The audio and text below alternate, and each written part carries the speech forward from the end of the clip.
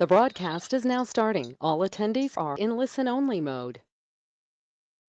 Hello, and welcome to today's webinar, Coaching Skills for Supervisors, Getting Employee Performance and Behavior Improvement One Meeting at a Time, presented by our sponsor, Heffernan. We're so happy you can join us. My name is Amanda Ramatar, and I will be your moderator today, and I will also be monitoring questions you may have during the session. Before we open up the session, let's review a couple of key items. All the webinar materials we discuss can be found at the URL currently showing on your screen. I will be sharing this URL in a follow-up email, so don't feel like you need to write it down right now. If you have trouble with your internet connection during the webinar, we recommend leaving the presentation and logging back in. We do not control the audio. Your devices control the audio, so if you have audio difficulties, try adjusting the volume settings on your device. If a telephone line goes dead during the call, hang up and call back again to the same number. If all lines go dead, watch the on-screen chat box for an alternative call-in number.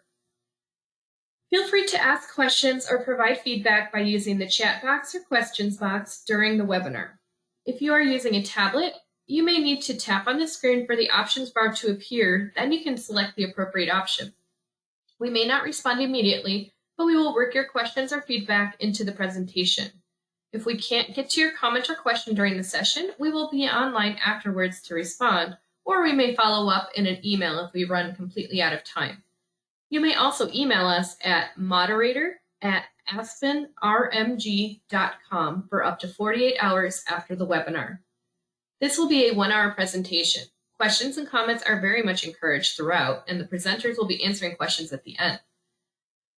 And lastly, we have a number of upcoming webinars covering a variety of topics, including those listed at the Heffernan webinar website. In addition, we offer the mandatory preventing harassment training in English 3 times a year. With that, let's begin today's webinar, Coaching Skills for Supervisors.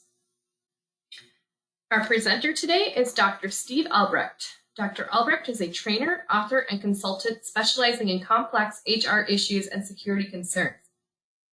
He holds a doctorate in business administration, an MA in security management, a BS in psychology, and a BA in English. He is board certified in HR, security management, employee coaching, and threat management. He has written 24 books on business, service, leadership, security, and criminal justice subjects. Thank you for being with us today, Dr. Albrecht. Thanks a lot, Amanda. Good afternoon, everybody. Thanks for coming today and spending a little bit of time talking about coaching skills. Amanda, how are we looking on our slides? Great? Perfect. Good. Thanks, everybody. And what we're talking about here is a set of skills for new supervisors, for longtime supervisors and managers, and also people who are in lead positions who may have to guide the direction of people in their organization. And if you think about it, this is a skill that you need if you want to be a supervisor one day. So you can think about these things that we talk about as tools for your toolkit going forward in your career. If I was to put it into a single phrase, good bosses coach, and they do it all the time. They do it face-to-face, they do it over the phone, they do it by text, by email, they do it in what we call corridor coaching, or walking down the hallway together with a employee. They also do it in a more formal way, and this could be connected to both behavior improvement and performance improvement. And we will talk about the differences. I went through a coaching cohort of a 1-year-long program with Fielding Graduate Institute many years ago, and I noticed that a lot of the coaching that at least we were practicing back in those days was really about sort of asking questions of the coachee, of the person on the receiving end of your advice, which were kind of open-ended. And I certainly agree with that approach, but I think sometimes coaching has to be direct as well, like stop doing certain things and start doing other things. And these things are putting your career at risk, harassment, things like that, versus things that are more career development that have a little bit more open-ended, a little bit more flexibility. Some stuff as a coach, you just have to say, these are the things you need to stop doing, because it's bad for our team, bad for our department, bad for our organization. So I also want you to think about the difference between a PIP with a P and a BIP with a B. And sometimes we get focused, especially as bosses, on the performance improvement that coaching can bring to us, but also I want you to think about the behavior improvement. And I have in my career written a lot of PIPs for organizations for troubled employees or employees that are having significant issues. But also I've written a lot of BIPs too, which says not only do I want you to focus on continued good performance, but also change your behavior.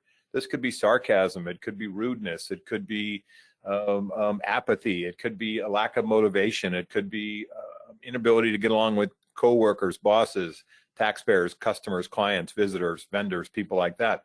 So think about sometimes when you look at an employee in terms of the totality of this person, they may have really good technical skills. They could be the best IT employee that you have, or the best project person that you have, or the best technically oriented person in terms of fixing and repairing and helping out. Also could be really good with clients and customers and taxpayers, really good interaction skills, but really maybe have bad behavioral issues compared to getting along with you or getting along with colleagues, getting along with other team members or other departments. So sometimes their defense is, well, I sell more widgets than anybody, or the clients love me, or I can fix more problems in IT than anybody. I'm like, great, that's terrific. That's 50% of the reason we hire you. The other 50% of the reason we hire you is for your interpersonal skills, or the desire to have better interpersonal skills could be a coaching conversation as well. And the other complicating issue about coaching, and I know you know this already, is some things that we talk about in coaching are abstract and some things are concrete. And my function in our conversation here, and as what I try to do all the time in my work, is to shift the abstract things like we need to respect each other better around here, or we need to communicate better around here. Those are great, but they're abstractions, and put them into concrete operational behaviors. So thanks to Amanda, and thanks to the good folks at Heffernan, and also thanks to Steve Thompson and the good folks at Aspen Risk Management for another opportunity for you to be with me here in this conversation. I think this is the last of the webinars that I'm doing for Heffernan and Aspen this year. And so this is a fun subject for me to talk about, because most of the stuff I talk about in webinars oftentimes has to do with negative issues, workplace violence, and active shooter, and dealing with challenging employees and things like this. So this can be a little bit more positive and also a little bit more fun. And so when you think about coaching skills for you, it is not typically a subject that we have a lot of formal training in. Usually you pick it up on the way in terms of your career, how you have gone through a career path. You may have gone through some leadership or supervisory or basic supervision, basic management skills, where coaching was one of the cohorts, one of the conversations. But oftentimes, this is one of those issues that we're expected to pick up along the way and to have in our toolkit as we become a supervisor. And so this conversation here is really about helping you get a little farther along in your coaching history and the things that you want to do as you improve as a supervisor, helping other people improve as well. So let's not confuse coaching with micromanaging. Let's not confuse coaching with overly involved business with the employee. We still let him or her do their work, but our function is to fine tune, and our function is to also think about this, give people feedback. It's really important to use that phrase, and I think it's significant semantic shift that we make when we use the concept of feedback as opposed to criticism. Anytime somebody says, let me give you a little constructive criticism, don't we automatically get defensive? For sure, I do. And when we think about the phrase feedback, it's a little bit semantically softer, a little bit easier for people to digest. You can say, walking down the hall with an employee, hey, can I give you a little feedback about what I heard you say during the meeting? Can I give you a little feedback about what I heard in a phone call with a client last week about some of the interactions? Just feedback is an easier thing for employees to take and to make corrections. And then also the other part for coaching is, it's not a beat down on the employee. It's not a collection of the employee's sins over a span of time where we just hammer on them. We try to choose one by priority. We try to choose one subject at a time, one meeting issue per time. It may take several meetings over a span of months maybe to get compliance or behavior change or performance change.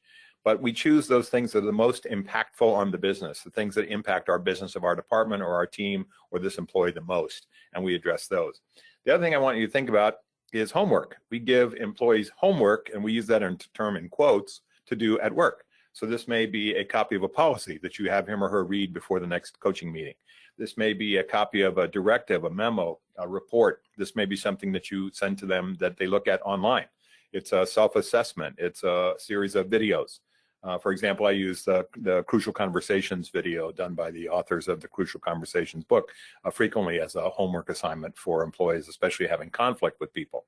So think about how you will encourage and create assignments for the coachee that he or she has to do before the next meeting, so that they don't just see it as a chat. You're just not having a friendly conversation about work things, but there's actually a beginning and a middle and end, and there is a piece of material in between your sessions which guides them in the right direction. Self-assessment instrument, copy of a policy, a template, a cheat sheet, something that you give him or her to be able to digest and talk about the next time. The other thing is significant as well is, how do we prove success in coaching? And it can be difficult if it is not a hard skill that we're actually having this person improve upon. So if you say, here is a technical piece, software, some sort of operational thing that the person has to learn how to do step by step, it's easy for them to learn it and demonstrate it. That's one piece of coaching. But if you look at the stuff that are soft skills, interactions, conversation improvements, ability to talk with people across the board in client and customer and taxpayer relationships and in a professional way, it sometimes can be hard to prove success. So look for those milestones, look for those touchstones, look for those goals where you can have the employee demonstrate the use of the tools that you have been talking about. And I talk about this concept with them all the time. Let us demonstrate the use of tools. They're having a conflict with another employee, and you can use coaching to work through conflicts between two employees. How do we prove success? They don't have to love or like each other at the end of the coaching process, but they have to be able to coexist and get along. Do we see a demonstrated use of tools? Are they engaging with each other in a way that suggests that they're using the tools that you have suggested? So that's really the way that we prove the ROI, the return on investment in coaching, because the primary investment in, especially inside an organization where you are doing the coaching to your subordinates or perhaps even to other employees to support the goals of the organization, it is an investment in time. Now, when I do coaching, it's usually coming in at an hourly rate to get involved in a situation where the organization is frustrated with the employee. He or she may be on the path to getting disciplined or terminated, and I'm trying to come in sometimes to do career rescue to get this person to save their job. But for you, where it's internal, you may have the value of a lot more exposure to the employee, a lot more time, and certainly you can do something I cannot do, which is put things into context. You can figure out what's going on, what's working, what successes that you see with the employee, whereas I may have only the employee's perspective as to what he or she is doing well or not versus what I hear from the supervisor, the client that's brought me in there. So let's talk about coaching all the way through. So we're going to make the business case for coaching. It's about performance improvement. It's about behavior improvement. It's a conflict resolution tool between teams, between individual employees, and between departments. It is also, the business case is an improvement in what we do in terms of revenue, in terms of service to our clients and customers and taxpayers. We make the business case for mentoring as a part of the coaching process. Mentoring has a little bit more of a positive feel to it. And for me, the mentoring piece is about career development and promotional opportunities and succession planning. And so some of you old schoolers like me, been around a while, are thinking about who's going to take over your work when you retire, who's going to take over your work when you move to another position, who's going to take over your work if you move to another part of the organization. And that's where the mentoring piece comes in to say, how do we prepare people in the coaching process, the mentorship process, to take over using a graduated set of responsibilities over a span of time, an exposure to new duties and responsibilities over a span of time, so that they can take over in a pretty seamless and easy way as you move forward, as you move on. Third piece there, how do we find certain employees for coaching? This could be based on performance, could be based on behavior, could be based on conflict. It also could be based on something which is a skills deficit. And I always find this interesting when I look at my clients in the coaching process, where I will have an employee who has been there for 10 years, but does not know how to use the main piece of software that the organization uses every day. They've managed to sort of cheat and get by and have other people do their work for them. They actually have a skills deficit in certain areas, but they're too prideful to come forward and say, I never knew how to work this. I've never had this explained to me, or I never learned how to use it. So you may figure out certain things in the coaching process by asking them to demonstrate certain things that have a technical orientation or a process orientation where you can say this person needs training, and they may be a veteran employee, but they just don't know how to do this particular piece, which is a valuable part of the organization. They need training. A fourth part, coaching processes and delivery modes. Again, as an older guy, my perspective for things is usually the face-to-face conversation is usually superior. You've got the tone, the body language, the eye contact. But, if you look at Generation Z, you look at Generation Y, you look at Generation X even, they may be more comfortable, especially Z and Y, with coaching by email, coaching over the phone, especially if you're doing remote work or work from home employees, or you have employees that are at a different location than you are physically. Then obviously it makes sense. You can coach by Zoom, you can coach by telephone, but you can also coach by email, and probably with some success, as long as you have structure, you can coach by text. If I think about my daughter, who's 30, she works for CBS News in Miami. Her personal preference for any communication with her bosses is by text and by email, right? She just has of that generation where she just doesn't want to particularly engage unless she has to. Whereas you and I, if we're older, might say, well, I need to make face-to-face contact with the employee. I need to see eye contact. I need to see tone and body language and in my office, or in some form or formal or structured way. I think we've got lots of opportunities to coach in different ways. Face-to-face, over the phone, walking and talking. This corridor coaching that I mentioned is a useful way as well, and there's lots of choices. I think running coaching meetings has a beginning and a middle and an end. I think it's one issue at a time. I think you prioritize that issue as the most significant for what impacts the business in the most significant way, positively or negatively. I think you have a goal, which is performance improvement, behavior improvement. It could be career coaching. It could be promotional opportunities for this person. You're creating a path for them, a mentorship, a succession program. You think about what these outcomes are before the coaching meetings start. I think an hour is sufficient, maybe a little bit longer. I think you definitely take notes during those meetings. And we're going to talk about keeping coaching files, which is a physical file folder, which is not, N-O-T, not a secondary personnel file. The employee can look at it if he or she wants to. So don't write anything derogatory on a post-it note, put it in there. But it is a collection of the meetings that you have had over a span of time, so that you don't have to have a memory like an elephant. And the secondary value is not only does the employee know what you have talked about, so they're responsible for the content and the changes, but also this helps you when it comes to doing performance appraisals, performance evaluations. So you can say, these are the things that the employees either improved during the performance rating period, or is still deficient, or is making progress. Coaching tools we'll talk about.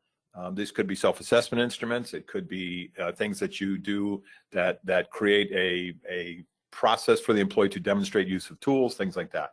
And then we'll talk about coaching the 4 types of employees. Again, these are archetypes. They're not labels. And they kind of are labels, but I prefer the phrase archetypes.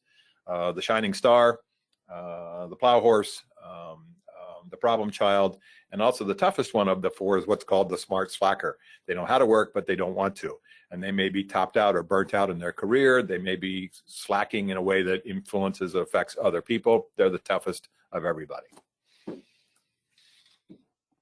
So I like to define coaching as one or more pre-disciplined conversations about performance or behavior. One or more meaning that there is sometimes one and done solving the problem. Sometimes it could take a day or weeks or months. Some of my coaching colleagues, like to set up 6-month engagements and things like that. From my perspective, good for them, but from my perspective, less of me is better. And I think for your part of coaching, you say, how do I do this in a way that's the least derivative of the organization, so I can get back to my own work. You're not doing this full time in your organization. You're also doing your duties as well as a supervisor, manager, as a lead, something like that. So I think of what is the minimum number of coaching conversations that I can have with this employee. Is there a number that I can come up with that says, based on the issue being corrected, improved, fixed, addressed, what's the minimum number of coaching conversations we can have? Is it 3? Is it 1? Is it 15? It kind of depends upon the seriousness of the situation. So I use the phrase pre-disciplined conversation. I actually say that to employees. Coaching is a pre-disciplined conversation with you. I'm not looking at this to discipline. However, we're going to talk about a concept called the personal accountability meeting, which is the last coaching conversation until you switch over to discipline.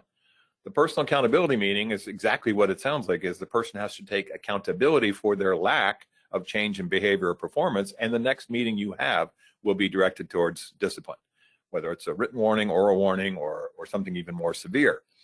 This is particularly important for those of you in a union environment. Coaching meetings are not, NOT, not a Weingarten meeting. The employee is not entitled to a rep because you're not talking about discipline. Now, the minute you say this is going to be related to discipline, then it becomes a Weingarten meeting where they're entitled to a rep. That's why you give them the last and final personal accountability meeting to say the next coaching conversation, if I don't see the changes I'm looking for, will be a discipline meeting, and you're entitled to a rep. Now, I'm not a labor law attorney, but I know about this stuff from my background in HR, and get some fine tuning about your MOUs or what your union representatives and relationship between management and the union has about what coaching meetings entail. But my usual process is to tell the employee that it is a pre-discipline conversation about performance or behavior. From my perspective, what coaching is not is getting involved in an employee's personal life. Giving them life skills or talking about anything up, medical or mental health or legal or things that relate to their personal life, where you say, that's out of the scope of what we're going to talk about here. I realize that you may, think of me as a good source of advice, perhaps, but that's not what I'm here to talk to you about. And in fact, I might be able to make a referral to you to a lawyer or to especially EAP, Employee Assistance Program. I see sometimes supervisors in well-meaning get involved in boundary problems with employees when it comes to coaching. Stick to what is business related. So I mentioned this book. I like it. These are Patterson, Grenny, McMillan, Switzler. They did this book, Crucial Conversations, 20 years ago. I think there's a second edition as well. They did a follow-up to this book called Crucial Confrontations, which has a dark blue cover. Really good videos on YouTube about these guys. You may have been through or at least heard about some of the Crucial Conversations training programs. We would define, I think accurately, you and I, a coaching conversation as having these three elements and being, by definition, a crucial conversation. High stakes, strong emotions, opinions vary as to what to do. Now, I have had lots of coaching conversations, especially of the last and final type, where we're trying to save the employee's career, where they cry, men and women. People cry in these meetings because the stakes are high and it's an emotional issue. Now, me personally, I do not stop the meeting if they have tears. I give them enough time to collect themselves. We need to take a short break, or they need to use the restroom or whatever. That's fine, but I don't end the meeting, because sometimes when people cry in meetings, supervisors, especially males, when it comes to male-female discussions about these things, will get embarrassed. And sometimes there'll be a man that's talking to another man, and the man cries, and he gets embarrassed for the man, and they end the meeting. And what that says to the employee is tears and strong emotions can get me out of this difficult conversation. I don't think you have to be hard-hearted. I just think you have to say, I will let this person gather themselves and come back to this meeting and continue our conversation so that we can get to the bottom of what the issue is. Because sometimes the frustration, the tears, the anger, the anxiety can be addressed in the conversation and say, okay, I can help you with some of the things that you're concerned about. We can save your job, your career, your path here by working on some of these tools that we're going to discuss. And so I always recommend, especially for people that are new to the coaching process, to think about this. Take a look at Crucial Conversations, not only the book, but the training programs and the videos online on YouTube. Lots of good stuff there, because a lot of coaching conversations have these three variables.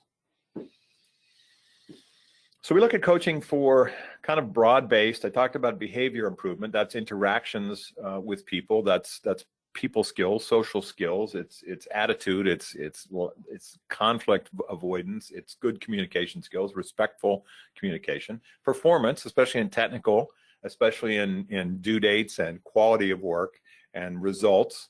And then negotiated agreements between employees that are in conflict with each other. We have employee A and B not speaking to each other. We can use coaching skills for both of those separately and then perhaps together as a facilitated conversation. No screaming, no tears, but conclusions, where we put the tools that we both agreed upon separately with each other to work together. We can use coaching for teams. We can coach groups of people. And we can also use team conflict resolution skills in coaching, where we coach groups of people to get along between departments, between team members, between agencies, whatever it happens to be. So when you think of some phrases, what comes to mind? When you think of the word mentor, is that someone that you had in your career? When you think of the phrase mentee or protege, were you that person at some point in your career where you were mentored? I was, when I worked for the city of San Diego, by a senior guy, and who's still a friend of mine after all these years. What does the process of mentoring look like? It is a It is a career development. It is a support. It is somebody who teaches you the politics of organizations. It's somebody who teaches you the shortcuts in organizations to be successful. It's somebody who teaches you the technical skills in the organization. That's the mentoring process, and helps you with not only career improvement, career path, career promotion, but also succession planning, taking over for them as they plan to leave. So look at these phrases here: a wise and trusted counselor and role model is a mentor. Mentoring is guided support and teaching, leading others to their own success. That's kind of a cool phrase, right? Leading others, not just telling people what to do, but selling it, using your skills of influence.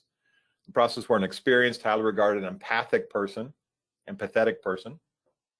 The mentor guides another individual, the protege, in the development and re-examination of his or her own ideas, learning, and personal and professional growth. Now, again, we want to stay within the realm of business, not into people's personal lives, but these things are kind of connected where this person has a path to be on, a legacy building tool for succession planning for you to say, how do I bring people into my organization that can take over when I move up or move out or move on? What can I do as a member of an organization where I am bringing people in that can grow the success of our agencies, grow the success of our organization? We use it through this coaching, mentoring combination.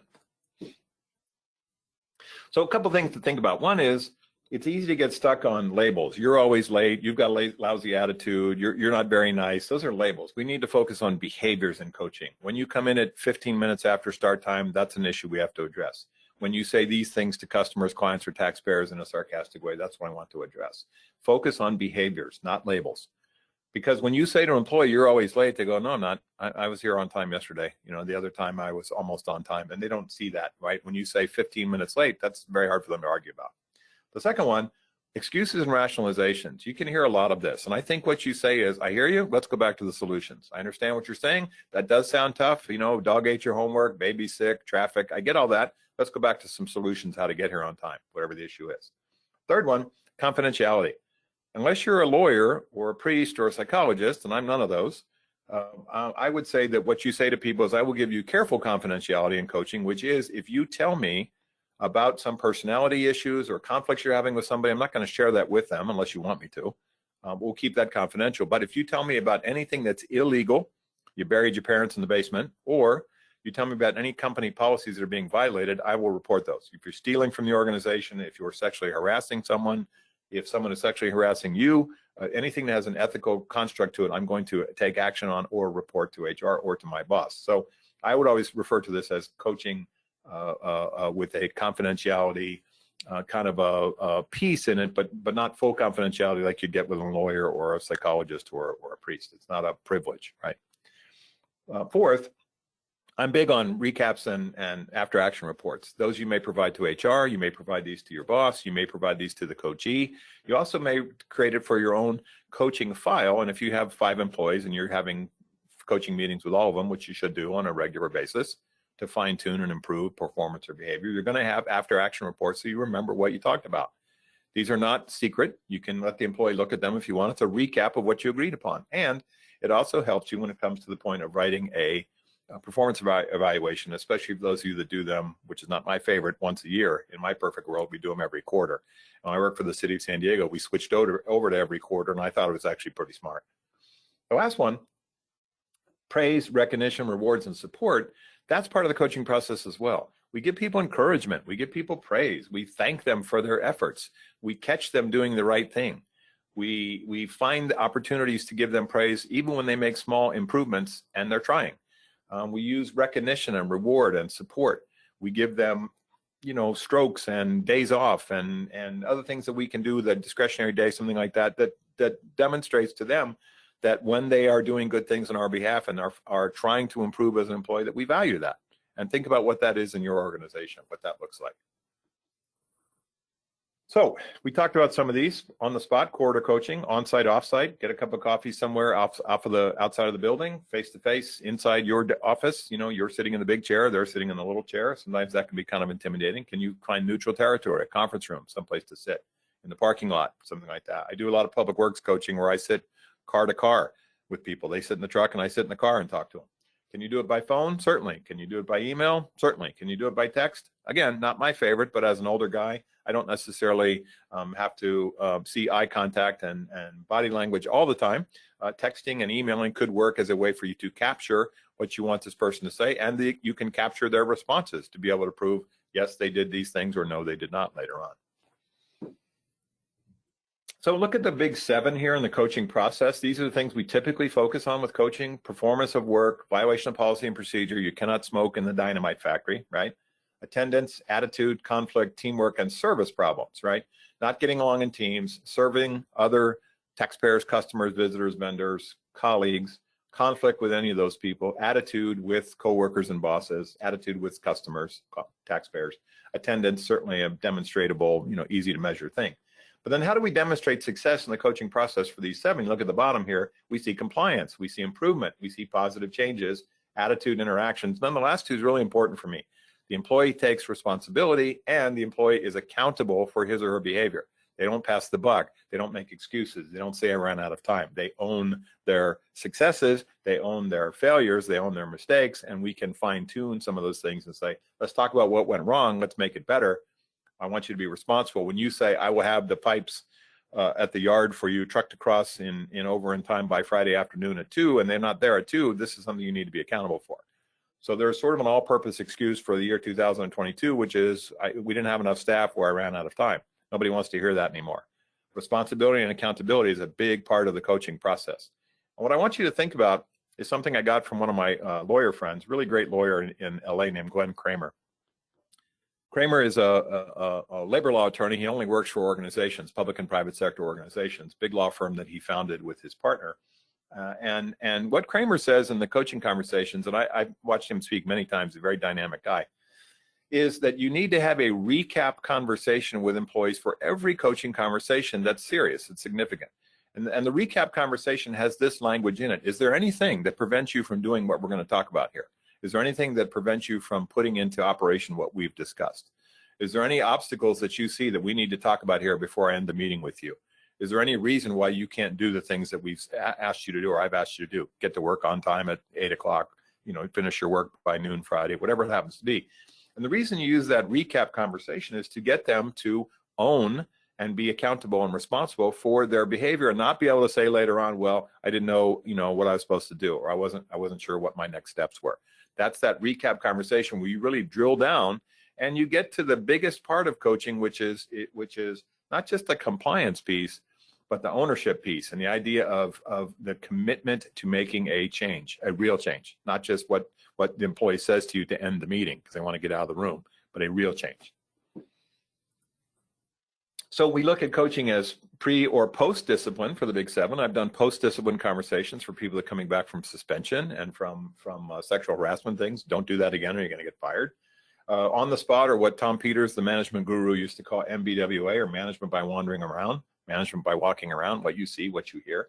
To identify skill gaps or training gaps that someone may have, career planning, career advice, promotional opportunities, mentoring, referrals for off-the-job problems to our employee assistance program, to our medical benefits program, something like that. Part of conflict resolution between specific individual employees or teams. And then really we use coaching as a way to catch people doing things that we give them praise. We use coaching to fine tune certain things, but to give them praise during that process, that feedback process as well. Whoops, going backwards. So one of the issues that comes up in coaching, and I talked about it just briefly, is diversity of age. And so I'm in the baby boom generation, and I look at some of these other generations as having more challenges with me as to how they see the world through their particular drinking straw looking at the ocean, and how I see the world through my particular drinking straw looking at the ocean. The narrowness of my focus versus the narrowness of their focus. Do you have some conflicts with these particular age strata, where obviously in the world, birds of a feather flock together? We tend to be more comfortable with people close to our own age. You probably hang out with people plus or minus 5 years your own age. You've got younger friends and older friends, but there's kind of a chunk of people in your life that are close to you in age because your references, your pop culture, historical references, your life references are pretty similar, and that's where a lot of us are comfortable. So it takes skill, it takes patience, it takes empathy to coach people that are not in your age strata. If you have some conflicts, if you have some value judgments, some biases, things like that about other employees, think about the fact that it may be related to their age, and think about the things that are said about these generations in old and young in terms of comments and value judgments and sweeping generalizations we make about younger and older employees that can get in the way of you being successful coach. And to look at these and say, do I have conflicts with some of these people here in these strata, and is it because of age, in which case I have to address my own issues before I can coach them successfully. So why don't we coach? It's a paradox where you're expected to have these skills by the time you become a supervisor. I went to supervisor school when I was working for the city of San Diego, and they sent me lots of classes, and I kind of picked it up along the way, but I mostly picked it up by talking to employees all the time.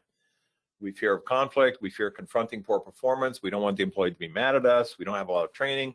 Sometimes we don't have access to coaching resources. You may not have good support, unfortunately, from HR. That could be a barrier as well. But then the last two are most important to me.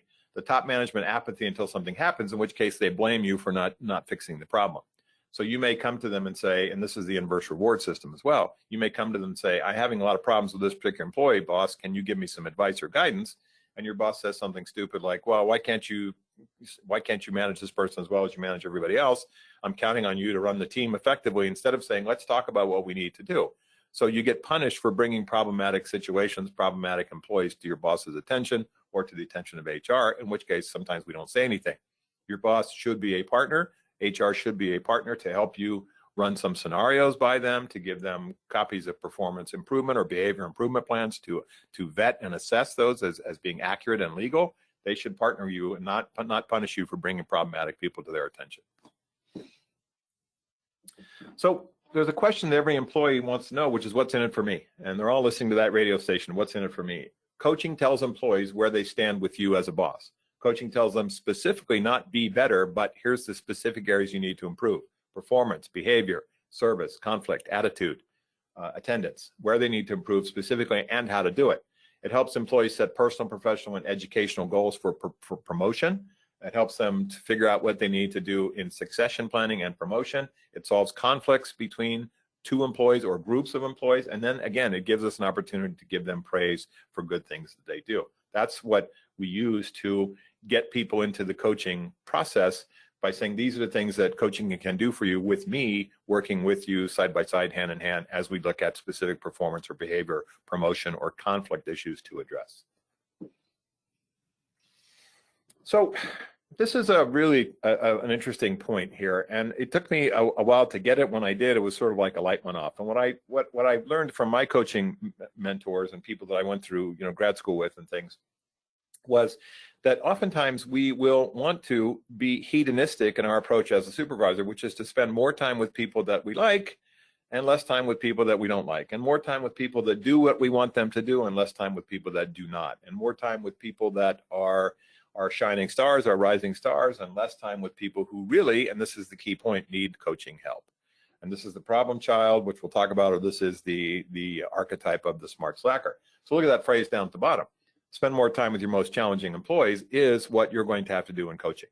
Okay, your best employees don't need a lot of coaching. They need support, they need guidance, they need praise. You have to make sure we don't turn them into teacher's pet, or that we don't pile on too much work and burn them out. But they don't necessarily need a lot of coaching help. Your brand new employees, your problematic employees, your longtime employees who have burned out may need more coaching. And your expectations, and this is the key part of this slide here, is we can value judge people not being successful. This guy's probably not going to be very good. She's probably not going to get this. He's probably not going to understand me. She's probably not going to be able to do these things. We use these value judgments. We self-fulfilling predictions, and then it turns out to be that way. And the problem is, when you work with a shining star, you go, boy, this person's great. They get it. They understand me. They understand what I want them to do. When I'm out of town, they're in charge. Things go fine. And we have that positive expectation. And we flip that around on the negative towards other employees. We go, this guy's a screw up. This woman doesn't know how to do this stuff. This guy's, one of my problem people. And then we manage down towards that effect. The skill of coaching is to be able to say, I will use every tool, skill, concept I have to help bring this person back up to the level I want them to be, or actually get them to achieve. And one of the things we need to do, especially for problematic employees, is give them more praise when they are successful. because they're not used to hearing that sometimes in their career, and they've gotten into a rut where they just do the bare minimum, or they do enough to create negative attention. They don't get much praise. When they're doing the right thing on your behalf, and when they demonstrate the use of tools, when they're following your advice, we give them praise to try to create that sense of success. And we can manage down for certain employees or manage up, and it's a mistake to manage down. So I'm not making more work for you, but when we look at coaching, one of the ways that we can discuss coaching candidates is to look at performance evaluations. You come into a new team or group, you take over somebody who worked for another boss and they has come over to work for you. You may want to look at the past evals over the last couple, 3 years and say, what are the trends? What are the things that I'm seeing that this person may need to improve upon? And does that match this eval that I'm looking at, a past indicator of performance or behavior? Does that performance evaluation match what I am seeing in my own interactions and conversations and observations with this employee? Is the previous supervisor way off, or is he or she pretty close? Speaking to colleagues, speaking to other managers and supervisors. And here's an interesting part. You may have good success or be asked by the organization to coach people that do not work for you. Why? Because they know you, like you, trust you. They have a different relationship with you. It goes back. It's more positive. They may have bad feelings or bad interactions with their current boss. HR or your boss's boss may say, hey, can you take over the conversation here? Because it's these folks here, boss, employee, don't get along as well as they would with you. You may have more success. So you may have to do that as part of your coaching skill set, is to not necessarily offer yourself all around the organization, but to say, I'm there for those relationships where I have better rapport, better connection with the employee, may be more useful. Announcing to your staff that you have an actual open door policy and that you are going to spend time in the coaching process with them all the time. It's once a week, it's once a month, it's some span of time when you're meeting with all of them to look at performance and behavior, and you're just fine-tuning, praise, fine-tuning certain things, adding tools to their toolkit. Fourth one there, looking at those employees that are at risk of discipline or termination. Performance, behavior, attendance, attitude, conflict, harassing behavior, bullying behaviors, things that put their jobs at risk. You get there before they get fired, before they get to discipline stages, before they get to suspension, before they drive their career car off the cliff. And the last one, looking at employees that are around you and saying, as part of the mentorship process, how do I find the employees who may be good candidates for promotion and or good candidates for succession? And not every employee wants to promote, I get that, but can we find employees who are thinking about promotions? Can we find employees who may feel held back because they don't understand what certifications or education or job skills they need to move to the next level? You can help them get there. And then to look at those employees who, and this may not always be true in organizations, but the number 2 person may be the next logical choice to take over the team or the department, or maybe somebody else. And that's where you're looking around proactively and say, my number 2 is only going to be here for another 18 months after I go. In which case we need somebody else who's got more longevity. I may look to somebody else in the chain of people that work for me as to take over. So when you look at this proactive process, how are we helping the organization succeed after you move on or move up or move out of the organization? It may not necessarily be your number 2, but we've got to find those people and discover whether that's part of what their career path is to move up in the organization. Not every employee does. That's okay. Okay, a couple things. We talked about a goal for each session, typically a 1-hour meeting, a little less or a little longer, but usually that's about pretty good. Respect for each other's time, start on time, finish on time, no physical or electronic interruptions. Nothing drives an employee more towards thinking that you don't care about coaching if you take phone calls or answer emails during the meeting. Don't allow them to do that either. As discussed, confidentiality, which is, again, if it's an ethical violation or a illegal behavior, you're going to take steps, you're going to report it. If not, you keep confidentiality on those things about especially personality conflicts. Completed homework, again, in quotes, they do it at work, not at home. You know, my boss maybe go home and read a book. That's not what we're talking about. Do you send them to the web? Do you send them to YouTube? Do you send them to a self-assessment? Do you send them to a quiz? Do you send them to a template, a cheat sheet, a guideline? Do you give them a copy of a policy? Is there something that's come from HR? Is there something that is a technical skill that they need to have, and you've created a document for them to review by the time you get back again next time? And then also, what were the demonstrated use of the tools? So this person has to give a speech in front of a client group. or this person has to stand up and present some material at a staff meeting and they're super nervous about talking in front of their peers. So we give them some tools and we help them through the process. We may do a mock program. We may have them run through their slides with us, something like that. After their speech, after their session in front of their peers, we go back and say, what tools did you use? What worked for you? What didn't? And then if coaching is going to have more than one meeting, and in some situations for performance and behavior, it's going to have more than one meeting, what do we do for the next session? Here's what I want you to read for next time. Here's what I want you to work on for next time. Here's what I want you to think about for next time. Here's what I want you to demonstrate next time. Here's what I want you to say or not say to this employee or customer or client or taxpayer that you're having these issues with. By next time, let's talk about what your results were. So that coaching has a beginning and a middle and an end, and it's not a chat. It's a structured conversation about performance or behavior over a span of time using as many meetings as necessary to see change or get compliance. That's what coaching is.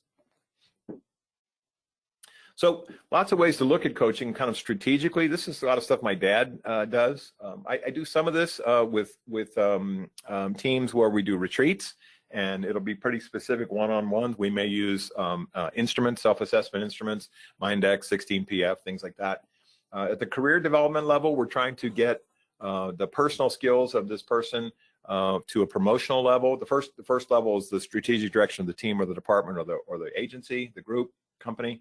The second one is growing people inside, the mentorship, career development, promotional, succession plan.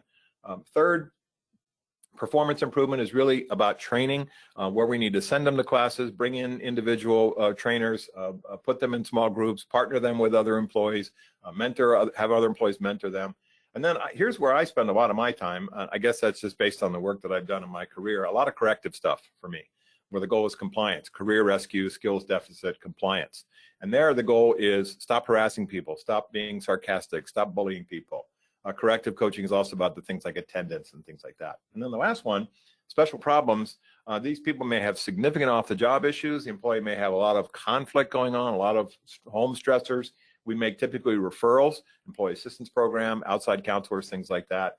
I use this in threat assessment situations where the goal is peace. So I spend kind of my wheelhouse is really the corrective and the performance improvement and some career development, a little bit of the strategic. You may see yourself really around performance improvement and corrective, or you may have the ability to help out with the career development part with employees as well, which is really a positive way to do coaching. Okay, coming up on a couple things to get you in and we'll wrap up. The PAM, the Personal Accountability Meeting. This is the cards on the table final coaching meeting for employees who are not getting it. This is the final coaching meeting before you switch to discipline. This is the final coaching meeting before you say to the employee, you need to bring, next time you come, you bring a union rep if you're in a union environment. Because here, the personal accountability meeting, the key phrase, of course, is accountability, which says, I'm tired of talking. We've been talking for days, weeks, or months about this issue. I've seen no change in your performance or behavior, or more accurately, your performance or your behavior has not sustained. It's been up, down, up, down, up, down. And I'm at the point we're at a crossroads. And I use that phrase all the time with people. We're at a crossroads. This is a crossroads conversation. Personal accountability meeting is a crossroads conversation. You need to make some decisions about your future here, what you're going to do, if you're going to make the changes we've talked about. And again, using the Glenn Kramer recap coaching closure conversation with them. Is there anything or any reason or any obstacle that you cannot do the things we talked about? Let's discuss it now. Otherwise, I will send you out of here thinking that you know what you're supposed to do starting immediately, or starting as soon as the training is completed or whatever the issue happens to be. But it's easy sometimes in the personal accountability meeting to get frustrated with the employee and say, why don't they want to change? And the answer is either it's not in their best interest, they don't really want to be there in the organization, they're just waiting to quit or get fired. There's lots of reasons for it, but sometimes you can get super frustrated here and just say, look, I have given them the path, I've given them the tools, they've not taken ownership of these things. My next step is going to be discipline. And the reason for this is if there are no consequences for the behavior, it's not going to change. Coaching should not go on into infinity without an endpoint, especially if it has consequences. Otherwise, the employee says, well, I'll just sit through these meetings and humor my boss and then go back to my desk or go back to my work area. It's not about that. It's about performance or behavior changes which are sustained and which there is a sense of commitment to keep that change going. So these steps here vary, but you can see it really kind of a process here: planning, opening, describing problem areas, helping the employee generate solutions. And if they don't know what to do, then you can give them some ideas. But at number 4 and number 5, what you're really looking for is buy-in. What you're really looking for is them to say things like, I suppose I can, I guess I can. Now, if you fish, if you've ever fished, there's a concept in fishing where you yank on the pole and you jerk it up into the air and set the hook. Anytime you hear the employee say, I suppose I can, I guess I can, well, I suppose I could, right? I've been thinking about doing this. That's when you give them praise. That's when you go, great, that sounds like exactly what I want you to do. I appreciate that. Let's talk about fine tuning that. I guess I could get a rooster. I could hire a wake up service. I could program my phone to get up on time. Okay, let's talk about each of those things and fine tune them. Describe what the employee does well, and then discuss the development plan for next time. Here's what I want to see when we get back together again: demonstrated use of tools or compliance in this particular area, and then we close the meeting with a recap. We send them the recap maybe by email. We put some notes into a coaching file, which they can see if they want. That's something that they can get access to, theirs, but not anybody else's. It's not a secondary personnel file. And then the last one is, throughout these 8 steps here, you may see a lot of movement through excuses. Well, this and that, and I really tried, but I ran out of time. I think what you do is you say, I hear you, let's come back to some solutions. And you don't argue the excuses, you don't debate the excuses, you don't break them down to the degree where you're trying to fine tune them, because sometimes they're not debatable. You go, yeah, there's traffic for everybody. And what you go back to is, let's figure out how you can get around the fact that there's traffic for everybody and get here on time. Those are coaching conversations where you don't necessarily sidestep the excuses. You're not dismissive of them with the employee. You go, I hear you. Let's come back to the solutions. I understand what you're saying. It's a challenge. Let's come back to some solutions. Always redirecting. And I refer to that as putting a fence around the excuses, coming back to the potential answers. And again, in a perfect world, the employee would start to have buy-in. The employee would start to make his or her own suggestions and recommendations, which, if they make sense to you, set the hook. I use this tool a lot. It's a personal self-assessment. I have a couple adult beverages at the end of the year, and I sit down and say, what do I need to keep doing in my career because it's working? What should I stop doing because it's not a good idea? It's a waste of time and effort. And what should I start doing because it's good for my professional development? Think about this with employees as well. You can do this with groups. You can do it with an individual employee. You can do this as part of performance evaluation at the end of the year or at the end of the rating period. Keep doing because it's working. Stop doing because it's not. Start doing because it's a good idea. And you can really have a decent exchange with employees about some things that they may have been thinking about that you've not thought about that could be very useful for both of you. It could be very useful for the team or the department. You say, yeah, I can get buy-in to these things, and I agree with what you're talking about. Let's make it happen. Keep doing because it's working. Stop doing because it's a waste of time, money, but it's not a value-added activity. Start doing because it's a good idea.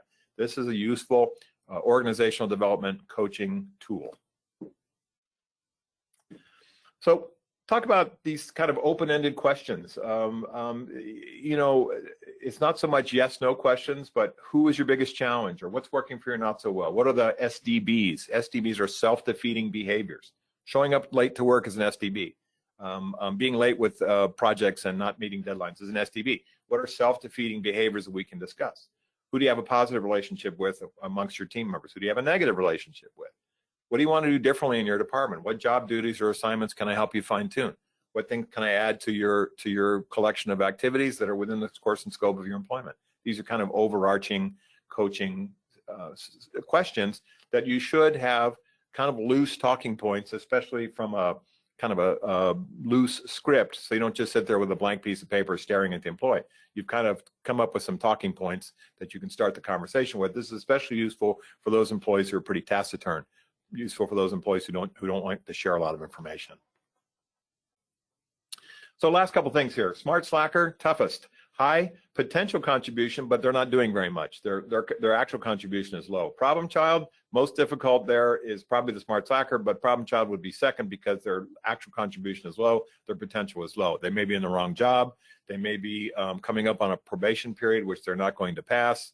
Rising star, high contribution, high potential. These are the people that promote, they move to the next level, you put them in charge.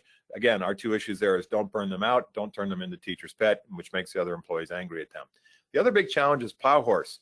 Their actual contribution is high. They do the work that you ask them to do. They're never a behavior or performance issue, but their potential is very low because they're afraid.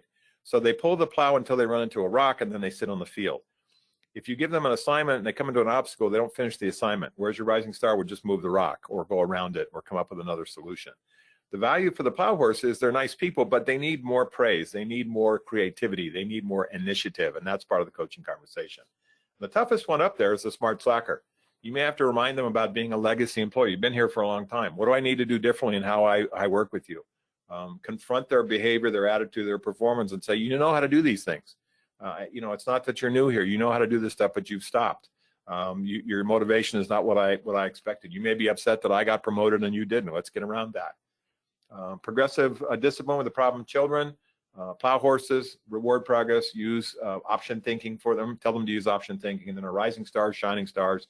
Again, give them a career path, but don't burn them out. Don't turn them into teacher's pet. So last thing here, the coaching contract is based on behaviors, not labels, right? You're always late, right? No, let's talk about your attendance issue where we need you here at work at 8. SMART goals, specific, measurable, attainable, relevant, timely, trackable.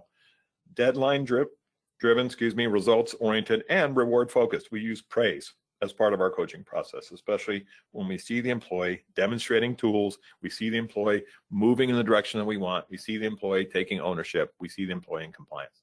Employee owns the solutions. It's not you begging them. It's not you threatening them. It's not you using discipline as a hammer. It's you using discipline if coaching has not worked, and you give enough opportunities for coaching to be successful, and then you have the personal accountability meeting. And the last one, really is the key. Shared fates and shared responsibilities. This is an us issue. We coach to improve the success of everybody in the organization, you and me both.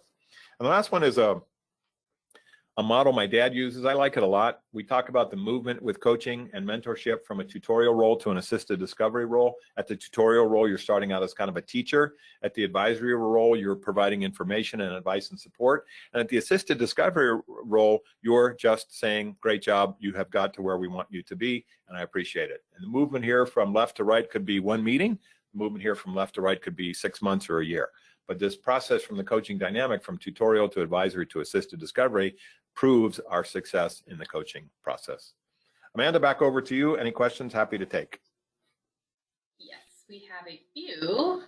I think you might have addressed some, but just in case, I'm going to go back over just a couple of what was asked here. So how would coaching shift now in the post-pandemic? Meaning we are in the virtual concept now where a lot of employees are used to being in a meeting on a laptop or PC.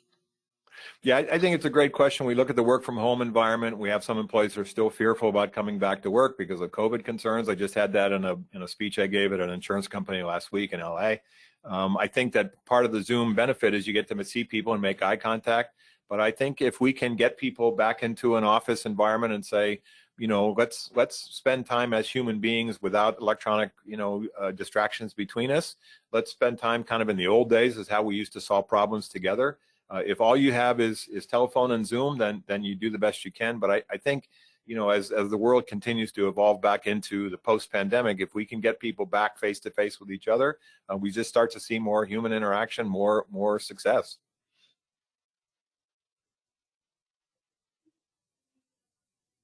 What if the employee wants to change a meeting day because they cannot concentrate after the meeting, or if there are any items of concern with their performance, or if they say that they have PTSD after the meeting, basically all, tons of excuses. Yeah, I think sometimes you have to look at the overall relationship and say, do I need to have my boss in the room for the next coaching meeting or someone from HR? Is it that kind of thing? Or does this person, get intimidated by the structure of me using my office with the door closed and them sitting in the little chair? Can we change the environment? Also, I think you have to say, am I being manipulated by this person, or do they have some valid concerns? And, some employees are more sensitive than others, and they take what you say as feedback, and then they self-direct it back to criticism. I think you've got to sometimes have a more gentler touch, but keep your eye on the goal, which is performance or behavior improvement. It may take more meetings and maybe a softer conversations over a longer span of time, whereas with other employees, you can be pretty direct and they get it. What if an employee refuses to take accountability and has an excuse for everything? I think it's a similar question, but. Yeah, I think you use examples and you say, here's an example of where, you promised to do this and you didn't. Here's an example where you made a commitment to do this and you didn't. And I think you use examples, and then you get to the point where you say, I'm going to give you as many opportunities to be successful, and then we switch over to discipline. Which do you believe takes less time, mentoring or performance improvement plan?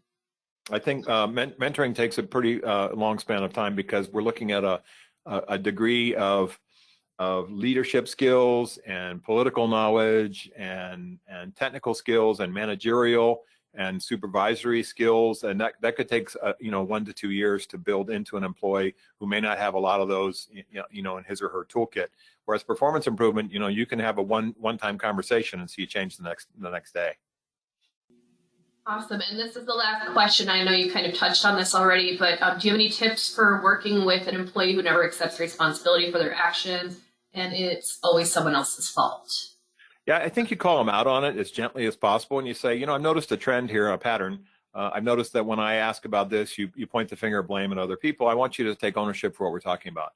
I always talk about the commitment piece. I want you to commit to making these changes. I want you to commit to behavior performance. I will help you with obstacles, but not every obstacle is something that I need to help you with. Sometimes you just need to do it yourself. And I think, you're empathetic and you listen, but then I think you have to confront certain things and go, I'm hearing a pattern here. I'm seeing a pattern in terms of excuse making. And we need to get around that, because it's not successful or useful for both of us. Awesome. And actually, did have a couple questions trickle in this last moment. I don't know if you have time to be able to address them. I have about 4 more. Is that okay? For you, always. Awesome. And I'm sorry to everyone else who sends any questions in after this point. I think we're going to have to cut it off at these last 4, okay? So, how to get your boss to give coaching or feedback when they have no interest in doing so? I think you try to find maybe a mentor or support person in HR, and maybe the company or agency legal team can help us a little bit, because some of the coaching things that supervisors and bosses need to own or help you with have litigation connections or performance or behavioral concerns about labor law and some things there that we need to get them on board for. And so I'm not saying you backdoor and go around your boss, but I'm saying go to somebody who may be in a stakeholder position like HR or legal to get some support. You may also talk to peer supervisors or another department head that you have a relationship with to get some advice. I'm not asking you to put your career at risk, but sometimes you have to demonstrate to your boss the seriousness of certain issues that they may not see. And when should a performance improvement plan be given?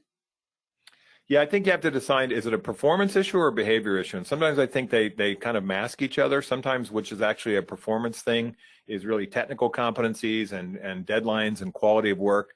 But then sometimes the behavioral stuff is attitude and conflict and sarcasm and just burnout and things like that. So we can address behavioral issues by talking about things that you need to do for your interactions with other people, including customers and coworkers. Whereas the performance improvement plan is really specific towards things that they can do that are changes to their technical skills or changes to how they actually do their work. So I think you may have a mixture of two, but sometimes you look and say, is this, and this is the question, is this a behavioral issue hiding behind a performance issue? And sometimes I think that's what happens.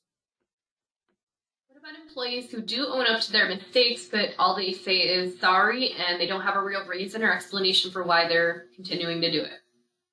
Yeah, I think sometimes that's the you would sort of not call that person a smart slacker, but sort of a soft slacker, which is they just sort of have a fuzziness to their answers, and there's not ownership there. I think we use praise. I think we use encouragement, but I also think sometimes we have to tighten up the consequences and say, if you're thinking about promoting, these are not the things that I typically hear from people that I want to promote. If you're thinking about, I want to send you to classes or training or outside stuff, I need to see more energy, enthusiasm, more ownership from you about these particular things.